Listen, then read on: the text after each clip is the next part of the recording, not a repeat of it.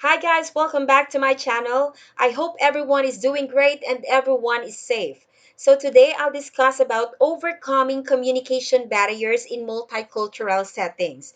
But before I begin, if this is your first time to my channel, please hit the subscribe button and turn on your notification bell for more videos and updates on purposive communication, grammar topics, and contemporary world.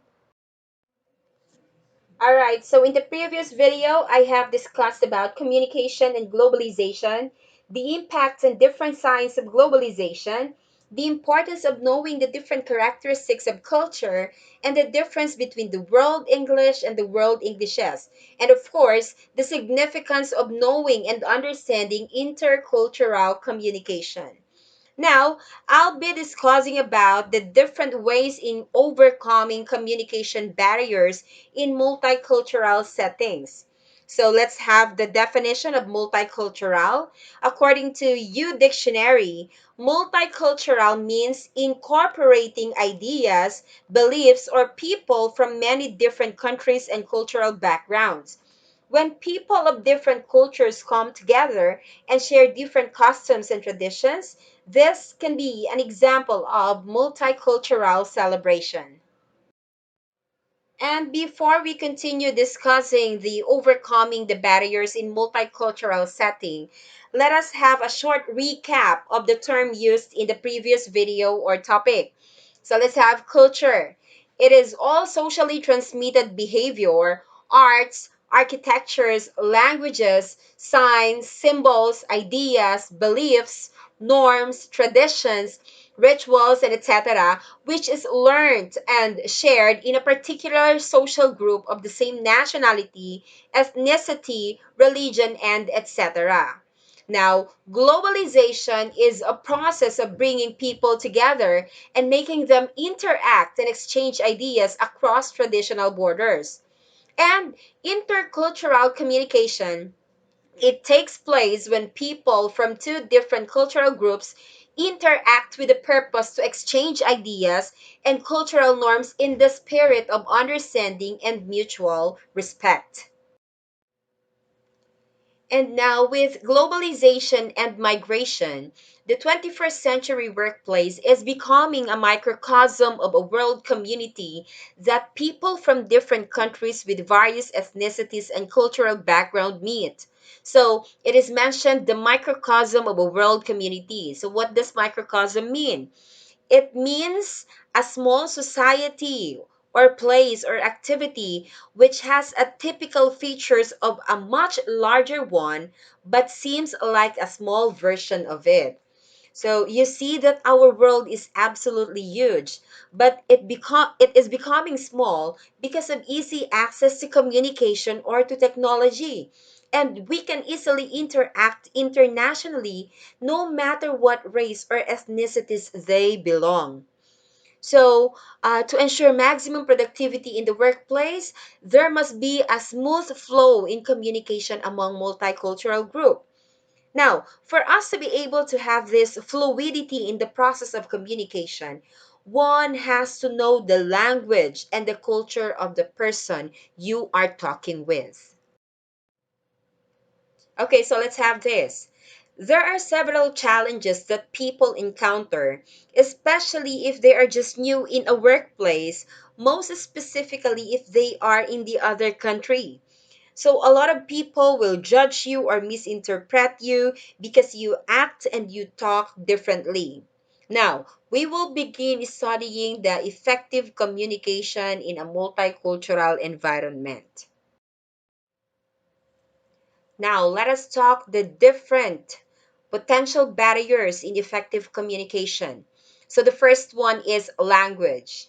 It says here that with over 2 billion speakers globally, English has become the lingua franca, a language that is used among people who speak various languages. Now, this has been discussed already in my previous video, but let me explain it again. So the circle that you can see here is a representation of Bracacru's schematic representation of the world Englishes. So when we say world Englishes, that is what we call variety of English.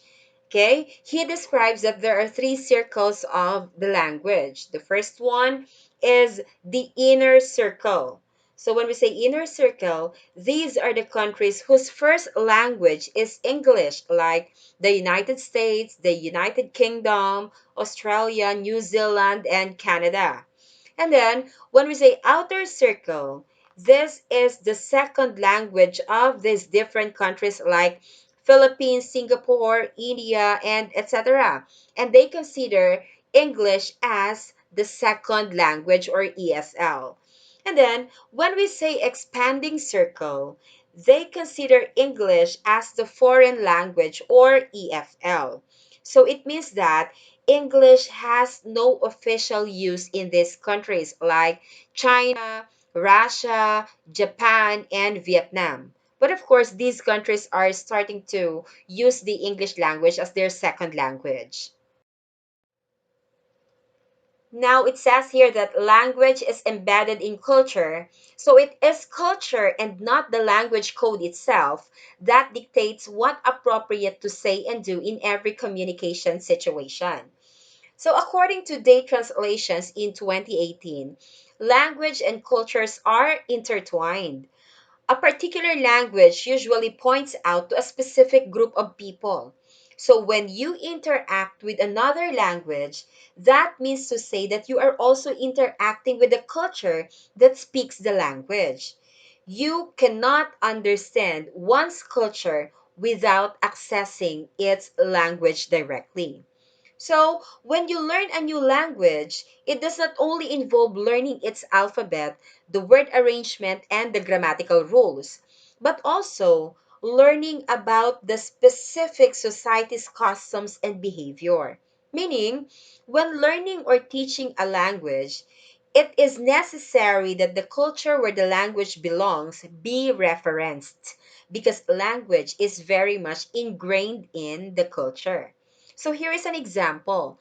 North Americans value being direct in their speech, so in business meetings, they would rather not engage in a small talk, but the Arabs, small talk is necessary as it is their way of finding common ground with their potential business partners. So, meaning, it is not only words, it is not only the message that you are going to send to the one you are talking with or talking to. It is necessary that you also know their culture and how they communicate. And then it says here that a lack of awareness or sensitivity to this difference in communication style could be a potential source of conflict in business meetings involving speakers of different cultures. Now, how are we going to overcome the language and semantic barriers? But before that, what is semantic? Semantic is the meaning of the word, phrase, sentence, or text. Okay, so let's say, for example, we have white blouse and white lies. Now, we have used the word white in the first and the second example. But the other white there does not mean you or color. It is an example of a figurative language, while the other one literally means that the color of the blouse is white. Now, we should have awareness on intercultural communication to understand interlocutors who come from different linguistic and cultural backgrounds. So, what do we mean by interlocutors? That means a person who takes part in the dialogue or conversation, meaning to say the person you are talking to. So you have to be knowledgeable on how to send and interpret both verbal and nonverbal messages, especially those that differ in various cultures. So, another potential barriers to effective communication are the signs, symbols, and gestures because it also differs from culture to culture. Now, what are the different examples? Number one is the sign thumbs up is taken as a sign of approval and wishing luck in most of the cultures, but it is taken as an insult in Bangladesh. So another is thumb is up symbolizes everything is great in American culture. But you know what? In Greece, it's like giving a middle finger in Greek culture. Okay, so that is according to smarttravel.com. So another, the V hand gesture with palm face outside or inside means victory and peace in the United States. But the back of the hand facing someone showing the sign is taken as insulting in many cultures. So another example, if you are left-handed and you use it for eating in, let's say for example, you are in the Middle East, India, Sri Lanka, and Africa, definitely they won't like it because they consider left hand as unclean because it is associated with cleaning yourself after using the bathroom. So the culture truly sets some meaning of signs which might not be the same in other culture, and this is what we have to understand. The third potential barrier is stereotype and prejudice. So we have prejudice, that means emotional bias, and stereotype, which means cognitive bias. Now let's start with prejudice. People have many similarities and differences, and people sometimes clash because of the differences, and it is very much difficult to reconcile that sometimes lead to prejudiced people. So, prejudice is a negative emotion towards an individual based on a particular social group. It can include gender, ethnicity, nationality, religion, race, sexual orientation, and even profession. So I'll give you an example for prejudice, and this is a personal experience. So way back 2010, I was working as a call center agent. And then one of the callers asked me to book him a hotel, and I asked him his information. And the last thing that I asked him was the credit card number. But before he provided me the information, he asked me the nationality or my nationality. Then I told him that I am a Filipino. So you know what?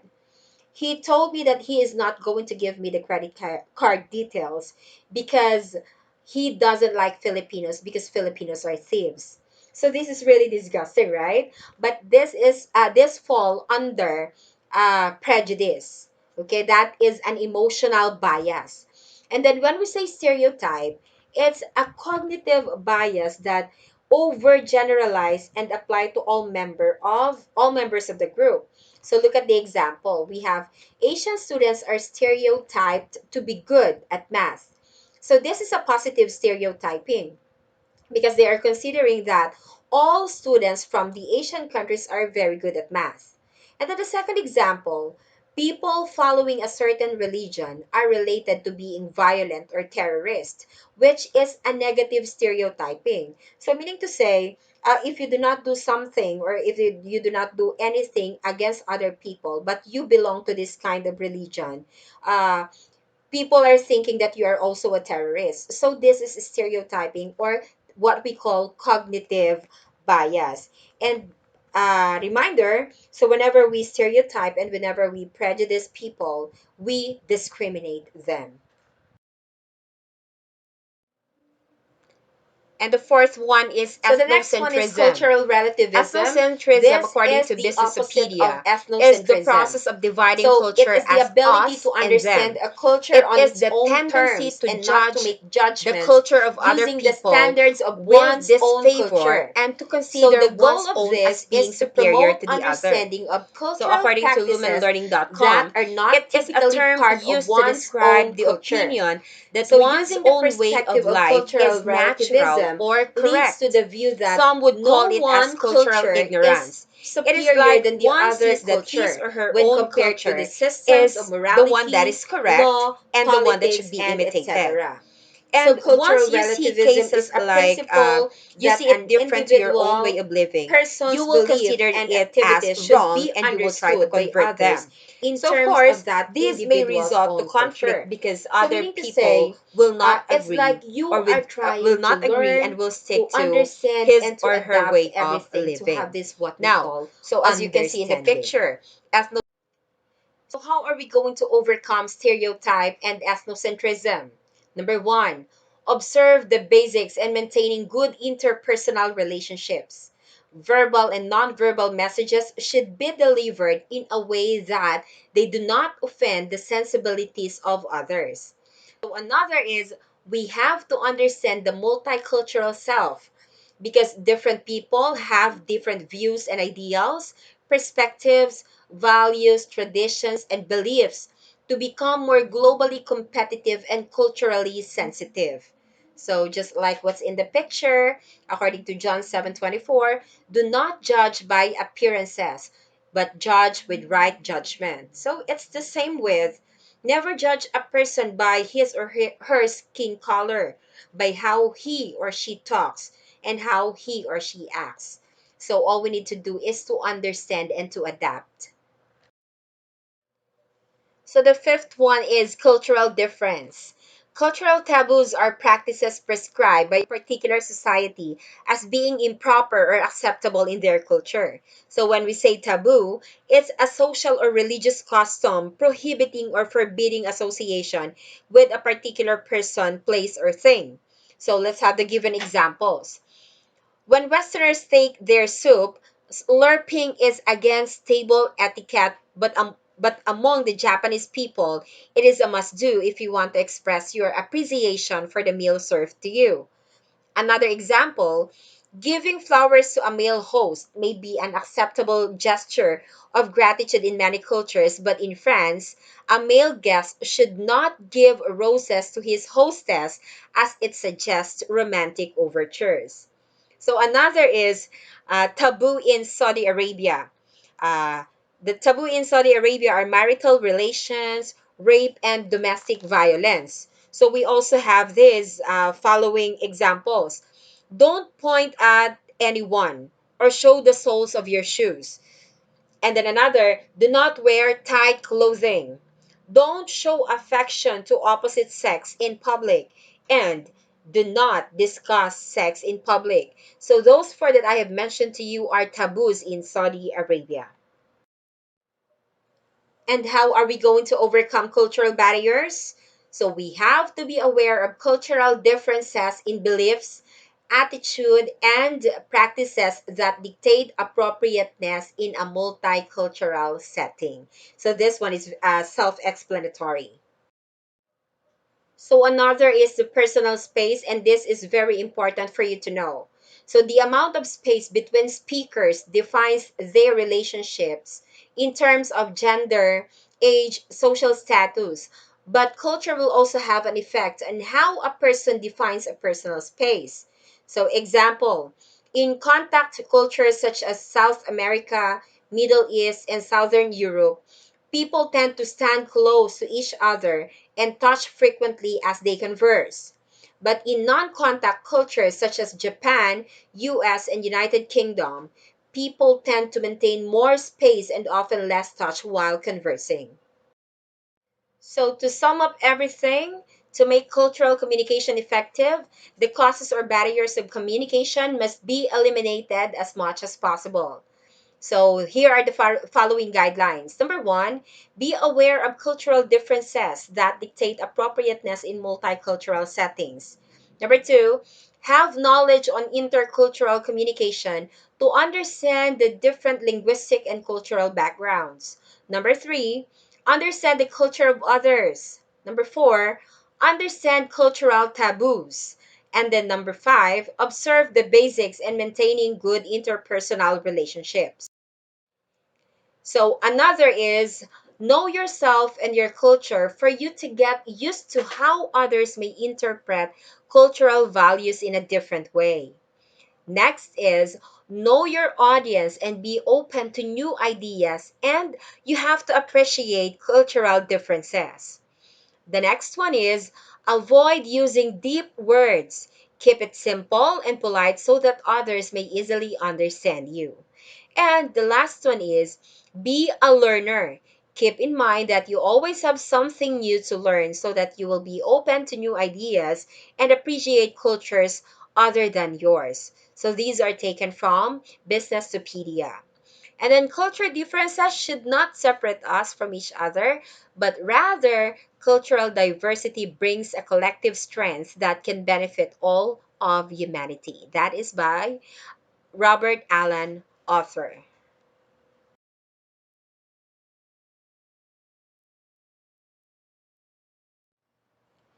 So, once again, this is Ma'am T. Thank you so much and God bless you.